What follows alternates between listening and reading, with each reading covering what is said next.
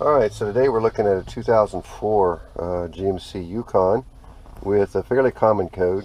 It's a P0332 and it relates to the knock sensors. This particular one is knock sensor 2, circuit low bank 1, which basically means either the knock sensors or the knock sensor wiring harness are a problem.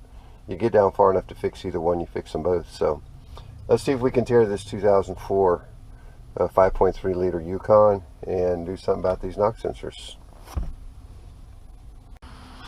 Alright, well, we're going to get started on this this repair replacement on this Yukon. First things first, like with any modern car these days, we want to be sure and take off the negative battery terminal so that we can power down the computer and not worry about any of the sensors or disconnects that'll fix the do. So let's start there. Alright, we're going to remove this air intake. There's two band clamps, one here at the filter box, and hopefully that whole thing will out and away. Next thing we're going to do is remove the engine cover, and those are 8mm bolts.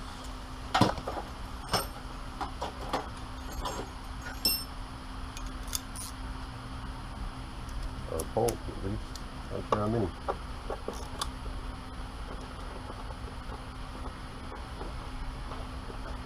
You see any more? Looks like it just clips into the back. Alright.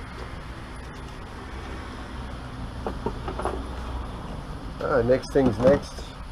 Not really necessarily in order that you've got to go through, but basically we're going to disconnect everything and we're going to remove the throttle body. Should be three number 10 10mm nuts on there, and there it is, and then the electrical services on this side. So we'll disconnect that. Alright, so we're going to unplug this throttle body. Interesting plug. It's got a gray portion with a lock which you can remove, or at least pull all the way back. In this case though, it's just as easy to remove it, set it aside, and then press on top and remove the plug.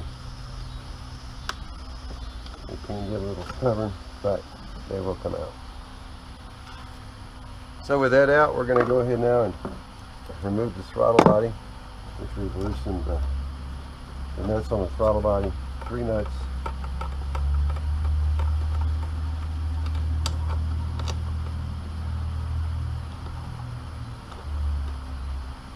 So there is no throttle cable, it's all fly-by-wire. So don't bog down with that worry. A couple years younger than this, and you'll find the throttle cable on it.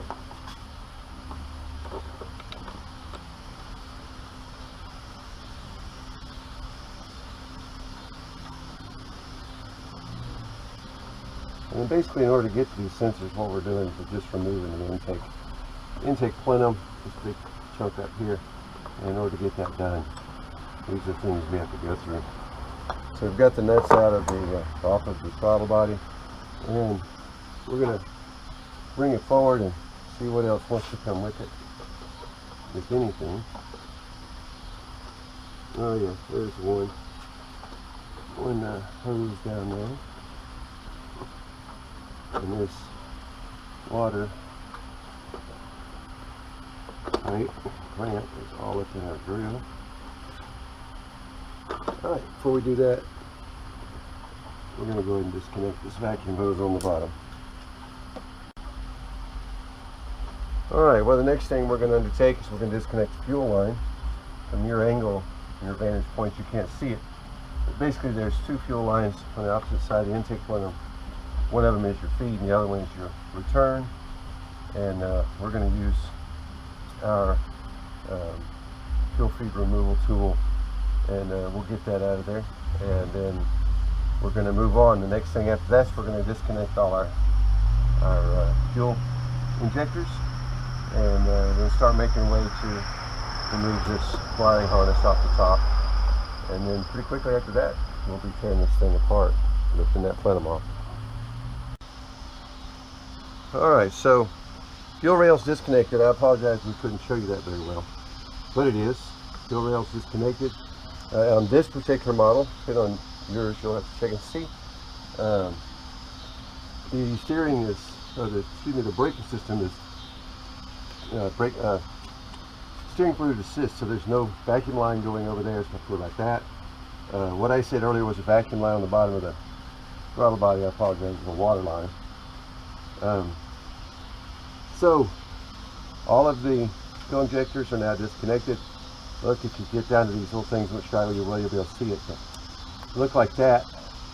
Press this in, this gray portion, slide it up just a little bit, not all the way off.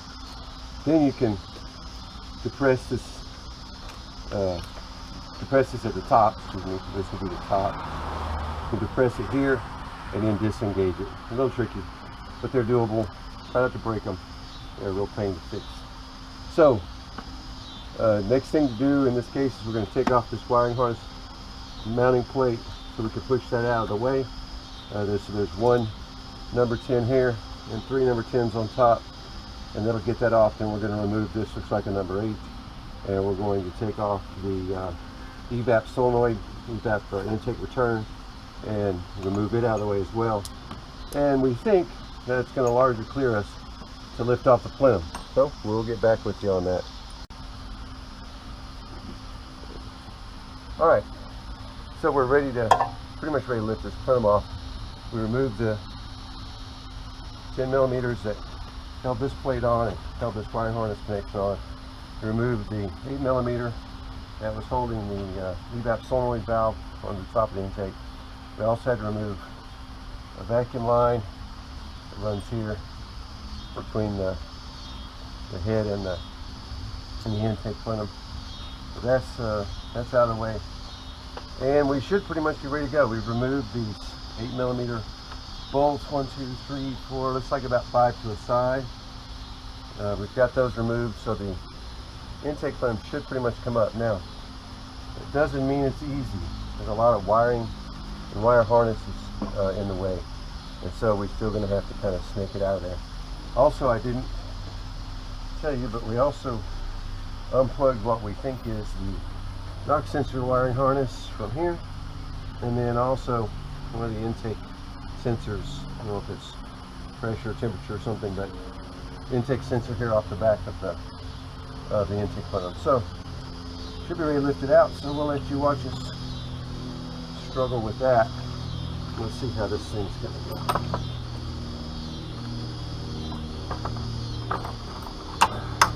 First things first, got to definitely lift it high enough to disengage all the bolts.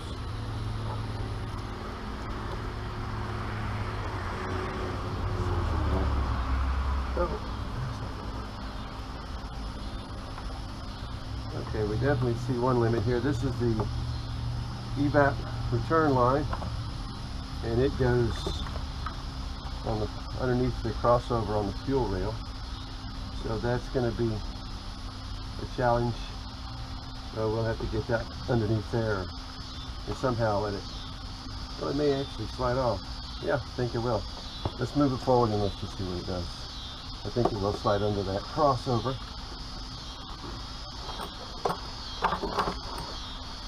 Wiring on the alternator. Wiring in the back. Easing our way up. Evap solenoid. You're going to have to unplug it electrically. But that's the worst we have to do. We'll be alright. Alright, we're moving forward. Okay, we have the solenoid under here. Sure enough, maybe.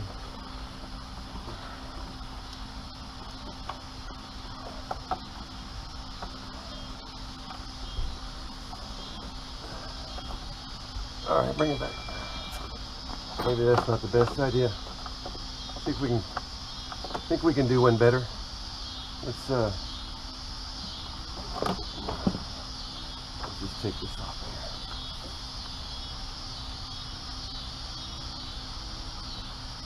you've ever dealt with idle air controllers, those long needles, you know that Evap controllers, you know they are a real pain. They love to set codes. We do not want to mess this up. I think in order to get this off of there, we're going to have to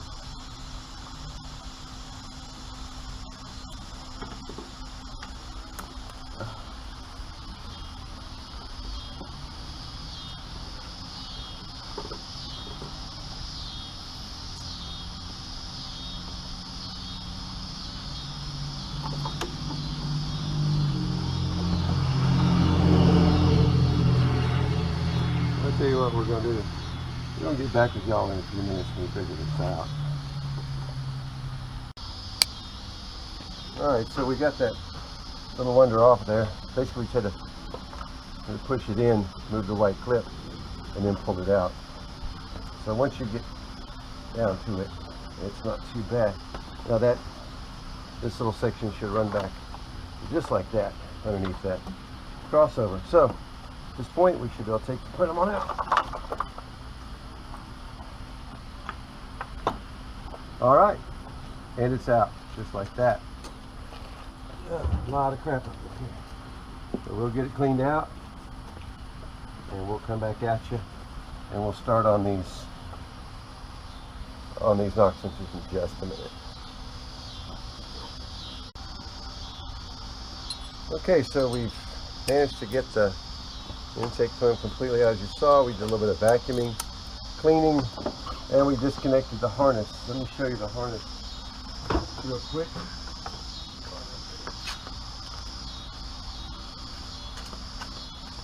So basically on the harness, these plugs fill these voids. You go back in the video, you'll see where there was caps there. Plugs fill this, and these plugs go onto the sensors. In order to get them off, you basically, they're oblong right now, squeeze them from the sides and make them round, and it will pop off the round head that's on there. So we're going to see about getting a new wiring harness, because the one that we thought we got was the wrong one. So, well, the one we did get was the wrong one. So we're going to see about getting another one of those. In the meantime, we're going to go ahead and remove these knock sensors. This is a 22mm nut, very close enough to an O2 sensor size, which is 7/8, 22mm, very nearly the same thing. So you'll notice I'm using my O2 sensor removal socket, but you can certainly use a 22mm if you'd like, whatever suits you. So 22mm, 7/8, or an O2 sensor socket, pretty much do the job. And note how tight they are. They're not terribly tight. Don't believe they seal anything. They just screw into the metal of the block to sense vibration, noise, basically microphones of sorts for an engine. So there's one, there's the other. And I think we can tell which one likely failed. I think we can tell pretty much how bad it's failed. So we're going to see if we can replace the harness as well, just for safety's sake, because we're this far down. But I think most certainly we're going to resolve the problem by simply changing out that one O2 sensor that looks so ridiculously bad. So off we go. Alright, well, we've lost our light here, I'm afraid, but let me show you what we've got. Showed you in the earlier segment, I think, but here's the one of the old ones, and then here's the other one, rusted as it is. Pretty sure we know which is the culprit. So now we're going to replace these. Again, they're 22mm or 7/8 of an inch. So we're going to install these and get this thing back going again. So we're going to use our trusty O2 sensor socket and install these wonders. We just did go to the store and we're able to find the correct harness. Originally the harness I purchased, turned out the original harness I purchased wasn't the correct one. I'm not sure why right off, but we'll deal with it. And so we now have the correct one. So we'll install that. We also got a set of intake plenum gaskets just to make sure that we have that as right as we can. So we don't have to worry about any intake leaks. So we're going to go ahead and tighten these up in here. I know it's kind of hard to see with it being nighttime. Basically from here on out, it's just a matter of reversing the process. We're going to let you go at this point, but if we find anything novel coming back in, let it come back together, we'll let you know. You want to be sure and clean your gasket surface as well. We vacuumed out the center here, vacuumed out each of the recesses for the NOx sensors. We vacuumed out in and around this intake area. And again, you just don't want to put a bunch of trash in your engine, obviously. You certainly don't want to drop any of these impact ports. Later you're going to end up in your piston, in your cylinder. So anyway, we'll leave you with that and just say it's a doable job, but it's a significant job. Talk to you later.